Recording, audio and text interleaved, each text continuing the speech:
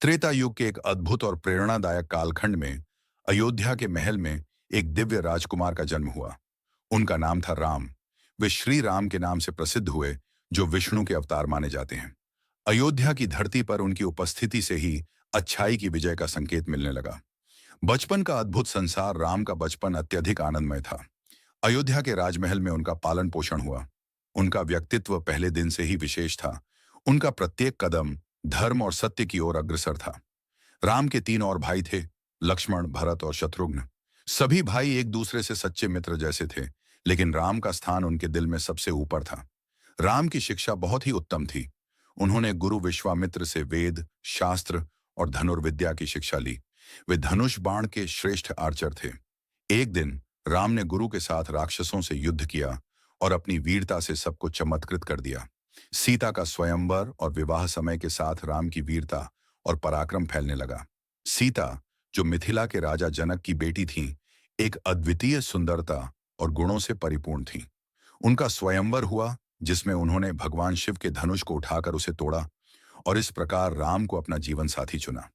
यह विवाह न केवल राम और सीता के लिए, बल्कि समूचे अयोध्या के लिए एक उल्लासमयी दिन था। वनवास, एक कर्तव्य यात्रा। राम के जीवन की सबसे कठिन और सबसे साहसिक यात्रा तब शुरू हुई जब राजा दशरथ ने उन्हें अयोध्या का राजा बनाने का निर्णय लिया। लेकिन रानी कैकेयी ने राम को 14 वर्षों का वनवास देने की मांग की और यह वचन राजा दशरथ को देना पड़ा।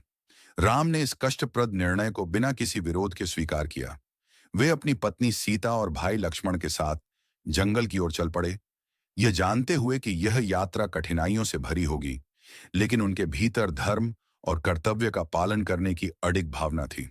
सीता का हरण और रावण के साथ युद्ध वनवास के दौरान एक दिन रावण, जो लंका का राक्षस राजा था, ने अपनी बहन शूर्पणखा के बहकावे में आकर सीता का हरण कर लिया। यह घटना राम के जीवन का सबसे कठिन मोड़ थी। राम ने अपने मित्र हनुमान और वानर सेना के साथ लंका का रुख किया। लंका पहुंचकर राम ने रावण से युद्ध किया। यह युद्ध केवल व्यक्तिगत शत्रुता का नहीं था, बल्कि अच्छाई और बुराई के बीच संघर्ष था। राम ने कठिन संघर्ष के बाद रावण का वध किया और सीता को मुक्त किया। अयोध्या लौटना और राम राज्य की स्थापना। लंका विजय के बाद राम सीता और लक्ष्मण के साथ अयोध्या लौटे। उनके स्वागत के लिए पूरे नगर में दीप जलाए गए और इस दिन से दीपावली का पर्व मनाना आरंभ हुआ। राम ने अयोध्या में राम राज्य की स्थापना की, जो उस समय का आदर्श राज्य बन गया। राम राज्य में धर्म, न्याय और समृद्धि की पूर्णता थी। राम ने अपने शासन में सभी के कल्याण के लिए कार्य किया और उन्हें आदर्श नेतृत्व की मिसाल पेश की। सीता का त्याग और अंतिम दिन। लेकिन राम का जीवन कष्टों से मुक्त नहीं था।